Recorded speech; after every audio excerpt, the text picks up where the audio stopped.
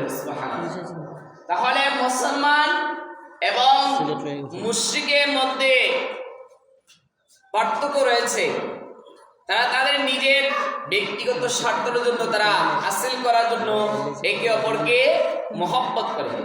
আর যারা হুব্বে রাসূল, আল্লাহর তাকওয়া, আল্লাহ তাআলার ভয়, আমার রাসূলের মহব্বত ভালোবাসা রয়েছে যাদের ভিতরে, ওনারা একমাত্র আল্লাহ রাসূলের সন্তুষ্টির জন্য একে অপরের উপকার করে।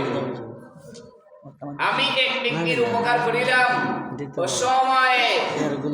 অসহায় ব্যক্তির পাশে রইলাম, যদিও ওই ব্যক্তি আমাকে যখন অসহায় সময় তার পাশে কেউ ছিল না, তখন আমি ছিলাম, আমি তার এই উপকারটা টাকা দিয়া, পয়সা দিয়া, অর্থ দিয়া, বুদ্ধি দিয়া, সহযোগিতা দিয়া উপকার করেছি। যদিও সে আমাকে দুনিয়ার উপকারে কোনো প্রাধান্য না দেয়, উপকারের কোনো তার কাছ থেকে আমি আশ্বস্ত না পাই, ভালোবাসা না পাই, এটার বদলতে কিছু না পাই, আপনি রেগে যাবেন না।